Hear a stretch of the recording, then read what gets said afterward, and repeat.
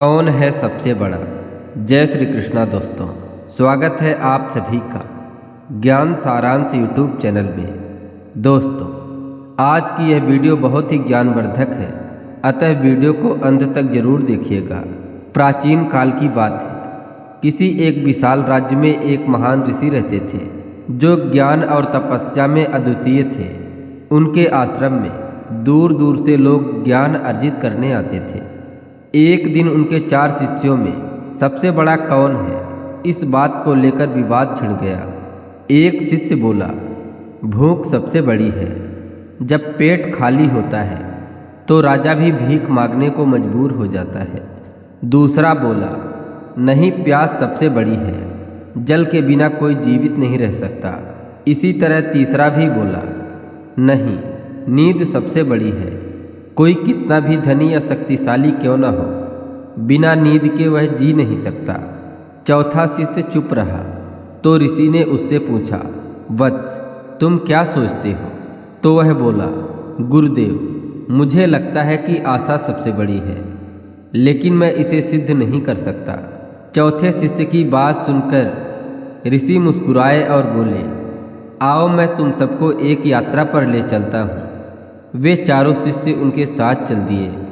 वह एक रेगिस्तान में पहुँचे।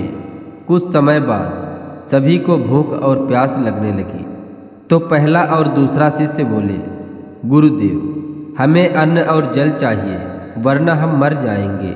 यह सुनकर ऋषि मुस्कुराए और बोले, थोड़ा और आगे चलो। थोड़ी देर बाद वे एक गहरी गुफा में पहुँचे। वहाँ अत्यधिक अंधकार था, जिससे सभी को नींद आने लगी।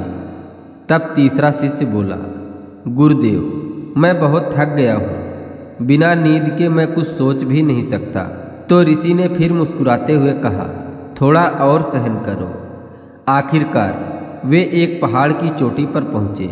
वहाँ एक वृद्ध व्यक्ति तपस्या कर रहा था। उसके शरीर की हड्डियाँ दिख रही थी, होंठ सूखे थे और आंखों में गहरी थकान थी।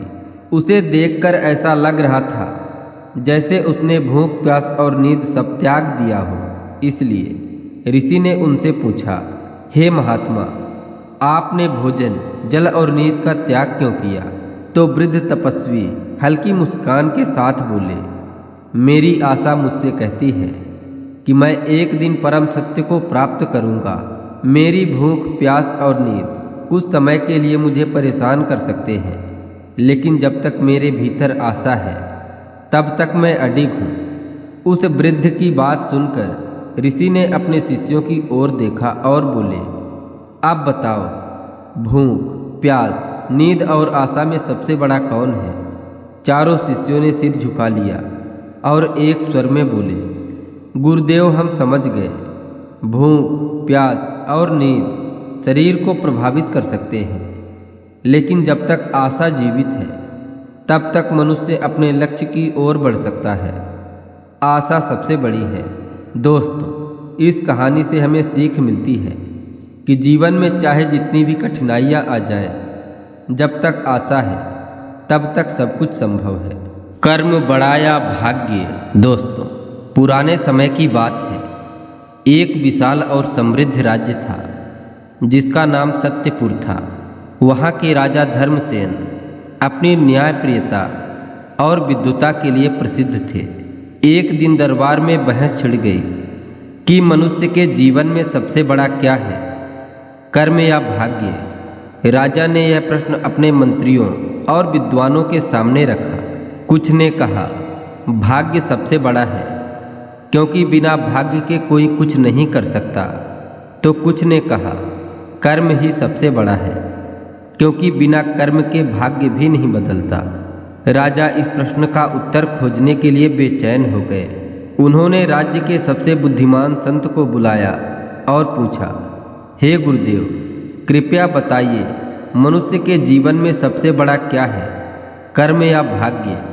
तो महात्मा जी मुस्कुराए और बोले, राजन, इस प्रश्न का उत्तर आपको एक कथा के माध्यम से दूंगा। आप ध्यानपूर्वक सुनिए। बहुत समय पहले की बात है।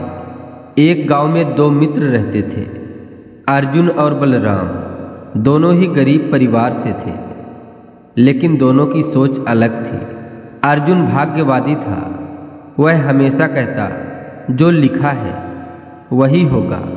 मेहनत करने से कुछ नहीं बदलता।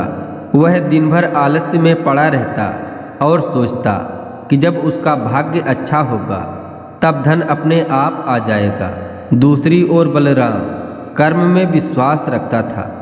वह कहता, भाग्य केवल उन लोगों का साथ देता है जो मेहनत करते हैं। वह हर दिन कड़ी मेहनत करता और अपने परिवार का पालन पोषण करता। उसी समय एक दिन गांव में एक प्रसिद्ध ज्योतिषी आए। उन्होंने दोनों मित्रों की हथेलियां देखकर कहा, अर्जुन, तुम्हारे हाथ में राजा बनने का योग है। और बलराम से कहा, तुम्हारे हाथ में सिर्फ मजदूरी लिखी है। अर्जुन बहुत खुश हुआ। उसने सोचा कि अब उसे कुछ करने की जरूरत नहीं, क्योंकि वह तो राजा बनने वाला है। वहीं बलराम को थोड़ा दुख हुआ, लेकिन उसने सोचा, अगर मेरा भाग्य अच्छा नहीं है तो मैं अपने कर्म से इसे बदल दूंगा। समय बीतता गया। अर्जुन आलसी बनता गया। उसने कोई काम नहीं किया, सिर्फ अपने भाग्य के भरोसे बैठा रहा। धीरे धीरे उसकी हालत खराब हो गई। उसके पास खाने के लिए भी कुछ नहीं बचा। वहीं बलराम ने मेहनत नहीं छोड़ी। उसने खेती की, व्यापार सीखा और कुछ वर्षों में बहुत धनवान बन गया। उसकी ईमानदारी और मेहनत को देखकर राजा ने उसे अपने दरबार में मंत्री बना लिया। इसी दौरान राजा का देहांत हो गया। नया राजा चुनने के लिए दरबारियों ने निर्णय लिया कि जिस व्यक्ति में सबसे अधिक योग्यता होगी उसे राजा बनाया जाएगा। सभी ने बलराम की मेहनत, बुद्धिमानी और ईमानदारी को देखा और उसे राजा बना दिया। यह देखकर अर्जुन को बड़ा आश्चर्य हुआ। उसने महात्मा से पूछा, हे गुरुदेव, ज्योतिषी ने कहा था कि मैं राजा बनूंगा, लेकिन राजा तो बलराम बन गया। तब महात्मा मुस्कुराए और बोले, यही जीवन का सबसे बड़ा सत्य है। भाग्य केवल एक संभावना है, लेकिन कर्म उस संभावना को वास्तविकता में बदलता है। अगर तुमने मेहनत की होती तो तुम भी राजा बन सकते थे, लेकिन तुमने भाग्य के भरोसे रहकर अपना भविष्य खराब कर लिया। दोस्तों, राजा धर्मसेन को इस तरह उत्तर मिल गया। उन्होंने घोषणा की कि मनुष्य का भाग्य महत्वपूर्ण हो सकता है, लेकिन यदि वह कर्म नहीं करेगा तो भाग्य भी उसका साथ नहीं देगा। कर्म ही सबसे बड़ा है। इस तरह पूरे राज्य में यह शिक्षा फैली कि भाग्य केवल बहाना है, असली ताकत कर्म में है। दोस्तों, भाग्य केवल एक अवसर है, लेकिन कर्म उस अवसर को सफल बनाने का माध्यम है।